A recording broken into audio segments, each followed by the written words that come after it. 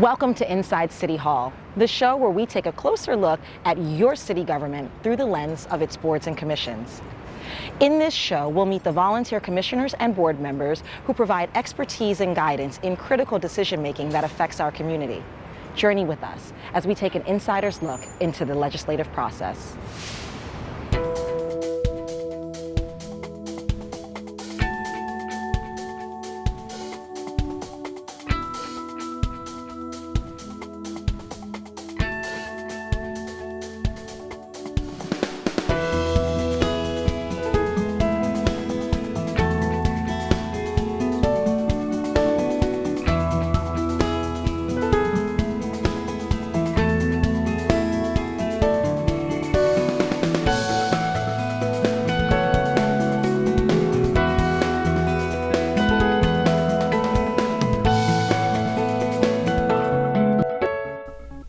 In this episode, we'll meet members of the Public Ethics Commission.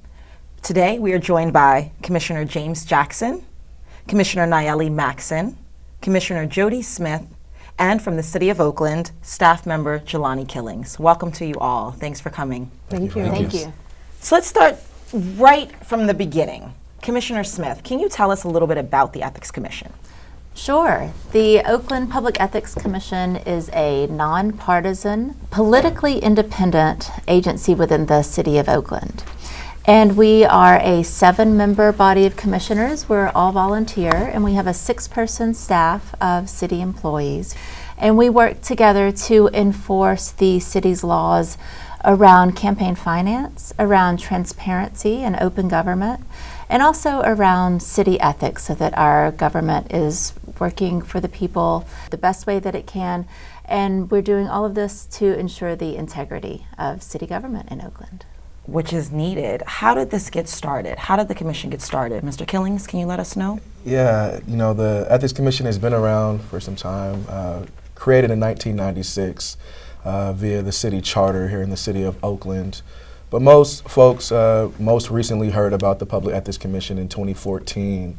There was a charter amendment that was placed on the ballot, and it was really a breath of fresh air because it showed that Oaklanders and the residents of Oakland believed in the mission of the Ethics Commission and wanted to make sure that we had the resources to carry out our mandate. And so in 2014, voters passed Measure CC, which gave us the required 6 staffing for the commission, gave us more independence from the city administration, as well as increased our enforcement authority. So it sounds like they're very separate entities. The City of Oakland, the elected officials, and those that govern is very separate from the Public Ethics Commission. Is that a fair statement? Yes, definitely there is a level of independence because we have to enforce the laws that we have been given jurisdiction over via the city charter. And so being able to do that requires a level of independence from the city administration. So, Commissioner Jackson, can you tell us a little bit more about the work of the commission and how it affects the Oakland residents? Sure. So the commission's activities, as well as those of the 6-person staff structure that support it, are guided by an ethics compliance framework that really boils down to 3 critical areas, and that's prevention, enforcement, and collaboration, which is convenient because that's PEC, Public Ethics Commission. But it really, it's a nice acronym to help people remember. Prevention really is about education as well as disclosure. And so the staff really have done a great job of putting together educational opportunities for city staff. Jelani and I were talking this morning about the online training that's been done in the way that city officials and staff are letting the staff know what they've done to complete the online training that the team has built, which is really fantastic. And so also being available to answer questions. Over the past 3 years, we've seen a 3-fold increase in the number of inquiries that come to the Ethics Commission, which is really neat. People are learning about the commission being available to help answer questions. Enforcement is a part of what we do, but really we prefer to emphasize the preventive and education part, and then enforcement when necessary. And enforcement is, it's a great segue. Enforcement is something that's very important, and we understand that educating the public is one thing, and hoping that people do the right thing is another. What happens when you do find wrongdoing, Commissioner Maxson? What is your charge? Yeah, when it comes to enforcement, it's usually broken down into two pieces. One is detection or doing the investigation side, and then the other is the real prosecution, which is either like a cure and correct or the order of payment of a fine.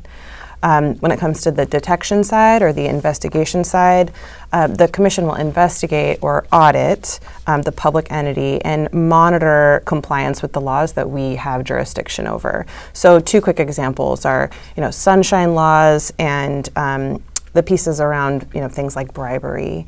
So when it comes to sunshine laws, those are the laws that require transparency and openness around all of the public records that, or emails that go back and forth between different elected officials, things like that. When the commission finds that there's a type of violation, usually they will require that the public entity cures and corrects, which means makes those documents public, and they mediate that process. Another example, like something like bribery, last year the commission actually found probable cause that a former city employee committed 47 violations of the Government Ethics Act.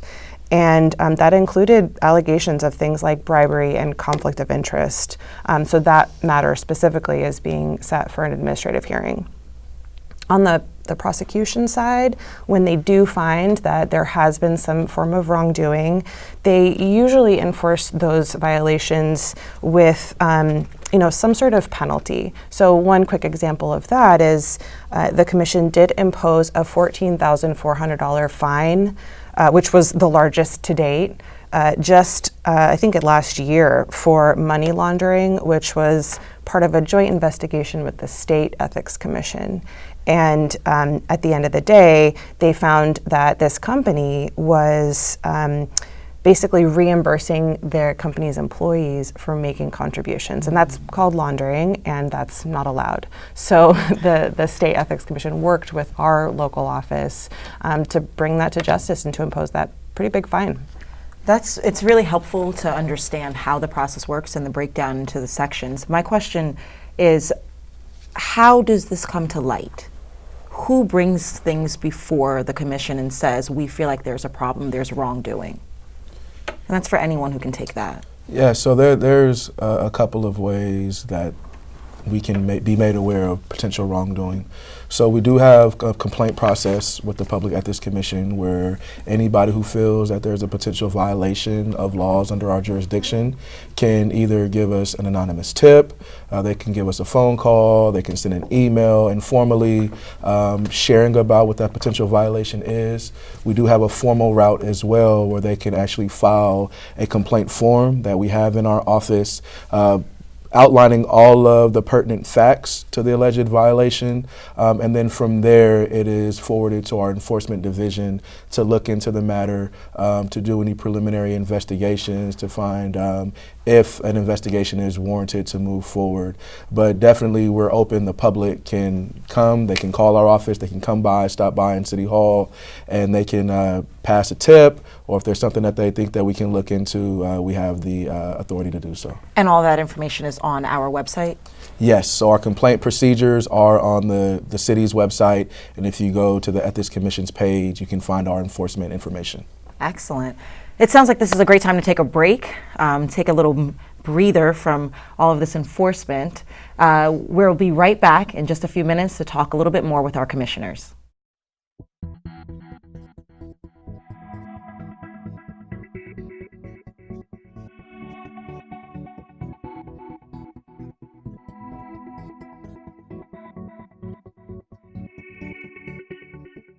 Welcome back. So once again, we are joined by the commissioners of the Public Ethics Commission, and now we're going to talk a little bit about their role with the community.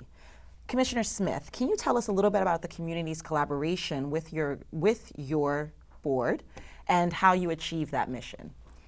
We collaborate with a number of entities.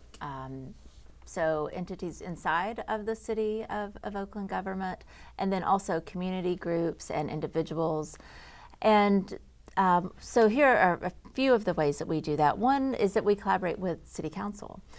So we have the responsibility of recommending changes to our different ethics laws. One of those in 2014, we did a significant revision on the Government Ethics Act. and took that to the city council, and that they ended up adopting it, and so we have a more robust law that came out of our internal process and then the adoption by city council in 2014. We also get out and talk with community groups and individuals quite a bit.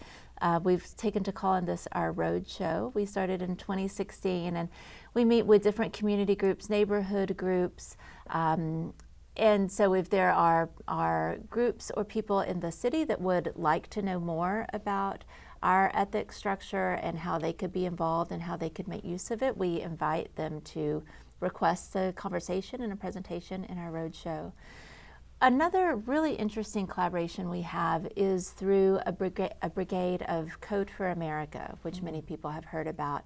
These are volunteers primarily who use their coding and technology skills to make government more accessible to all of us.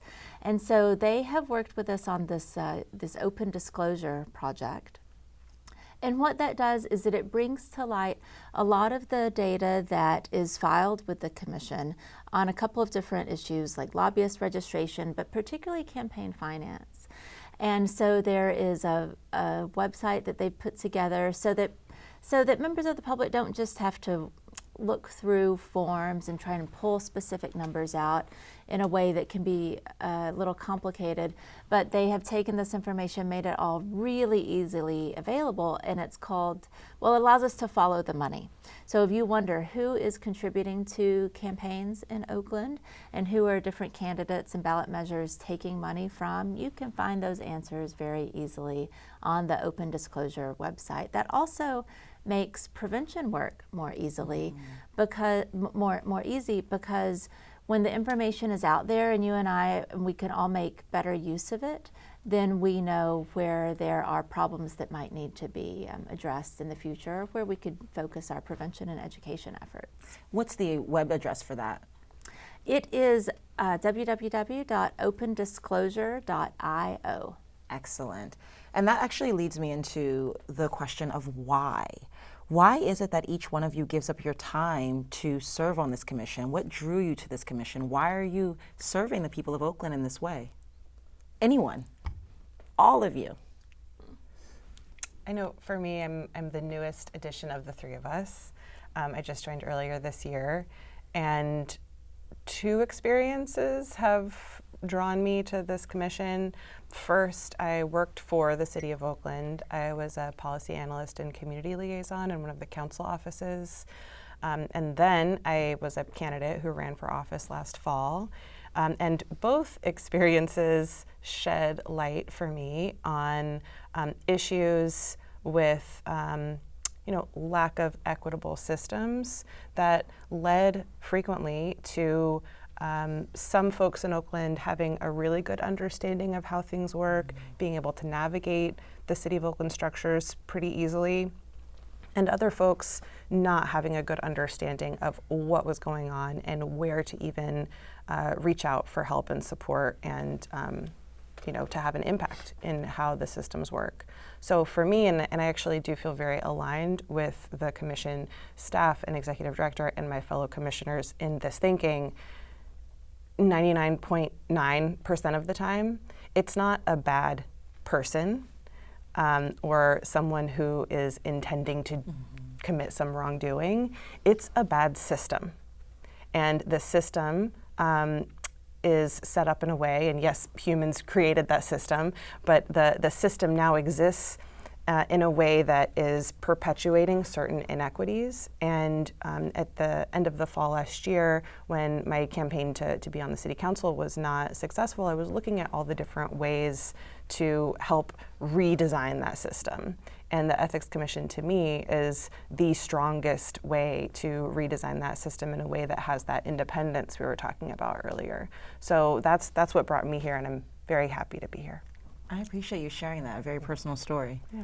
Does anyone else want to share? How did you join? What made you be part of this, Mr. Commissioner Jackson? I will share. It's the timing is a little auspicious. Yesterday was the 125th birthday of Benjamin Elijah Mays, who is an educator, a theologian, and he was the president of my college, Morehouse College. And Dr. Mays, one of his key teachings was that we were to be of service, that we're to serve others. We are blessed, gifted, and we're to give back. And so this is an opportunity for me on a personal level to give back to the city I grew up in. I was talking to a friend, Stephen Texera, a couple of years ago about what could we do to be more involved in Oakland and to help, to be of service. And he called me a few days later and said, you know, there's this thing called the Public Ethics Commission that you really ought to look into. And as I learned more about it, the Ethics Commission really aligned with a lot of the work that I do in my day job. And it seemed like a real opportunity to give back to the city of Oakland. And so it was a bit of a natural for me. Excellent. Jodie, did you want to chime in at all? Sure. I was raised to believe that all of our well-being is connected, that how well I am doing depends on how well you're doing. And so eventually I began to see and understand that government has a role in that, in making sure that all of us are doing well also. It's not the only way that we help each other, but it is one way that we help each other. And I ended up focusing a lot of my career on how government does its best to help all parts of a community so that we are all prospering together. And so when I was then looking to be of service here in my community of Oakland, I was looking at what are the needs and what are the opportunities to be in public service in Oakland and to volunteer. And also, what are my abilities? What do I understand? What am I good at? And where is there a match? And that's where the overlap is for me, is the Oakland Public Ethics Commission. And so this is the last year of my term. I go off in January, and it is a really great way for us to help the city make sure it is responding to all parts of our community. In a way that the government is open, transparent, and really responsive. Mr. Killings, you are here a little bit differently than the others because this is not voluntary for you. So tell us a little bit about your role as a staff member. It's not voluntary. Well, you applied for the job, so that's voluntary. But tell us a little bit about your role as a staff member, a city employee with these commissioners. Yeah, it's really an awesome experience. So how I even got here with the Public Ethics Commission, I was applying to grad school, and in applying to grad school, I knew I needed to get an internship and have some applicability to what I was learning in school in public administration and policy. So I saw the Ethics Commission. I knew I was a person who really was drawn towards integrity. The mission of the Ethics Commission really is what brought me to applying for that internship. And from there, I was able to just witness the growth of the Ethics Commission. So as we talked about 2014, seeing the growth through Measure CC, I was able to witness the transformation of the Ethics Commission, seeing the increase through education and outreach, which is the role that I have within the commission. I'm a very outgoing person. I love to interact with people, and being able to communicate the vision of the Ethics Commission and our mission, and seeing the response from the many members of the Oakland community in what we do really gave me kind of a fulfillment in the work that I was doing, that we were making a difference in the community, and it was important work to the community members of Oakland. And so in working with our commissioners, I've been able to see kind of a rotation of commissioners over the past 4 or 5 years, but every group brings just a breath of fresh air of their commitment to the vision of the commission and our mission. And with that, in working with them, there's a lot of different ways, mostly in support roles, make sure they have the information through reports that we provide for the decision making that they have, but also it's very collaborative. So every year we have an ethics retreat where commissioners and staff all come together. We share about our program areas. The commissioners kind of give their insight in terms of direction, of priorities for the year, and it's very collaborative to see the growth of the commission, but also just the direction that we're going and making sure we're making that impact for Oakland residents. So that's kind of the fulfillment that I get, and the collaboration is wonderful, whether it's through subcommittee work that we have on various issues, and also, as I shared every year, kind of recalibrating and saying, hey, what were the accomplishments over the last year, and what do we want to accomplish in this upcoming year? And so keeping that conversation going has really helped us continue on that track of making sure we have an ethical culture here in the city of Oakland. I like that. Everyone here is on the same page with ethics. So on that ethical note, we're going to take a quick break, and we'll come back to finish speaking with our commissioners. Hi, my name is Ivana Cáceres, and I'm the Director of Community Engagement with the Mayor's Office in the City of Oakland. I'm here to invite you to apply for our boards and commissions. We have about 35 of them, and we believe there's a board or commission for everyone, and we really want to make sure that our boards and commissions reflect the diversity of Oakland. So how do you apply? You head to our city's website, you'll see boards and commissions, click on that. That page will have a listing of all of our boards and commissions, and you'll be able to see what the requirements are, what the meeting times are, if there are any vacancies. Read through those, see which ones interest you, and you can apply for one of them by clicking on the green apply button, or you can apply for a few all at once. You'll be asked to submit your resume as well as a couple sentences of why you're interested, and then once you hit submit, we'll get the application and you'll get a confirmation that you've applied. It takes about 2 to 3 months for us to review the application.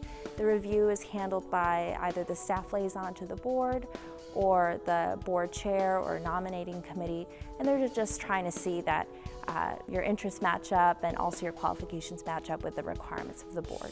That then gets sent to the mayor and I. We prepare a letter of appointment, she'll sign it, and then the ultimate approval and vote is done by City Council. Then the City Clerk's office helps you get sworn in and sign any necessary paperwork. So we want to encourage you to apply. There is a board and commission for everyone. We definitely want people who want to help local government and believe in local government. Boards and commissions work on things that Oaklanders care about, whether it's libraries, parks. There are a number of boards that were created by voter mandates. For example, Measure H created the Sugar Sweetened Beverage Tax Advisory Board. Measure LL created the Police Commission. But ultimately, each board has its own unique set of requirements, and we're really seeking folks from all sorts of life experiences and backgrounds to be a part of each board. So again, we encourage you to apply, and if you have any questions, you can always reach out to the mayor's office and myself. So we hope to see you and your application coming in, and then you'll be able to join the 300+ team of excellent volunteers for the City of Oakland. Welcome back. Once again, we are here with the Public Ethics Commission, and we're talking about all things that are in their realm. A couple of things that you guys said in this last segment really struck me. I took some notes and was listening to you talk about integrity, equity, I am because we are. So if there are people listening right now, and we've got our Oakland residents who are also touched by those themes, how do they get involved? How would they be part of this commission? Well, they can start by becoming a commissioner. We recruit new commissioners every fall for a 3-year appointment that begins the following January, and so looking for new members. Is that now? When is that time?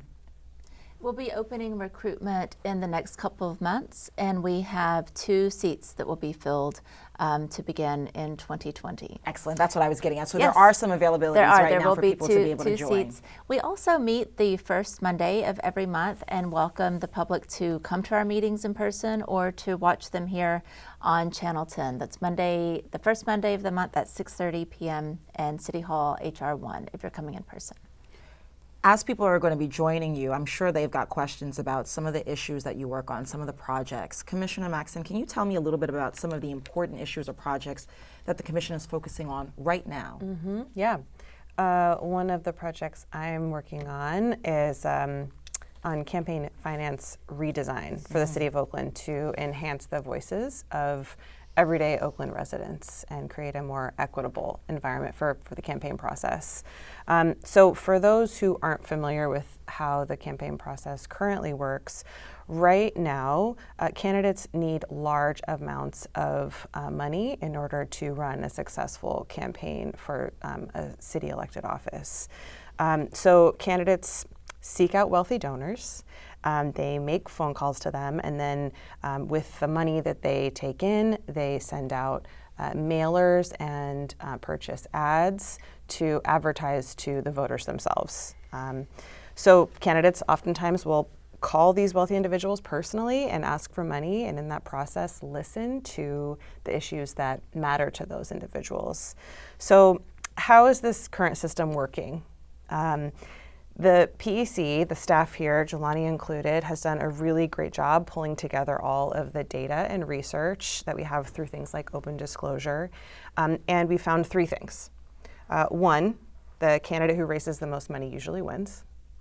Two, elected officials are more responsive to the interests and priorities of their campaign donors than they are to voters. And non-constituent donors, so people who give money but don't necessarily live in that district, are actually having more influence over policymakers than constituent non-donors, so people who actually live in the district but don't necessarily give. And then lastly, we see that people of color and low-income people are disproportionately unrepresented in that group of people who contribute to campaigns. So tell us exactly what you're doing to make that a change. Yeah, well, the gist of it is we need to transform our campaign process. And there are other jurisdictions, like in Seattle and other cities right here in the Bay Area, who are bringing forward really innovative solutions. Things like giving all people, regardless of income level, money that they can use to contribute to campaigns, or incentivizing the people who are running for office to seek out small contributions from people who actually live in their district. There are a ton of other things we can do to make the whole process of, what it means to fill out a questionnaire and get an endorsement and go to, a town hall or campaign forum in your neighborhood more transparent and open, and incentivize more interaction with the people who actually live in your district. And so there are a ton of ideas out there. People have been tackling this all over the country, and we're looking at a lot of those ideas and incorporating them into a redesign of that process. So why should we care? Why should Oakland care about the work that you all are doing, and how does it influence them? Sure. Our laws and our work really focus on reducing or eliminating improper influence and enhancing transparency of government. What does that mean? What does that mean for the everyday resident? I believe that there is a lot of distrust or concern about, are people really behaving in an ethical manner? Are they obeying the rules and laws that we all have to abide by? And our work is really to make sure that they are adhering, both employees as well as elected officials, to ethical standards and to the laws that we all are expected to abide by. Excellent. So what you're doing is really holding the standard for the residents. You're speaking on behalf of the residents, holding the standard for who we've elected. It's about checks and balances for me. I mean, who watches the watchers? Who's responsible to make sure that people in power are behaving appropriately? And so to a large extent, that's the work of this Ethics Commission. We do try to focus on prevention and education, but at the end of the day, that's our role, is to make sure that they're behaving ethically. So it's basically just keeping you honest. Yes, I think you could sum it up that way. There we go. Thank you all. I really appreciate your time. I really appreciate you taking the time to give to our community. All of these roles are volunteer, and so the expertise and the knowledge that you bring is really important to our city, and we thank you very much on behalf of Oaklanders, on behalf of our staff, for all the work that you do. Thank you very much. Thank you. Thank you. Well, this has been an exciting episode. I'm Autumn King, and this has been Inside City Hall.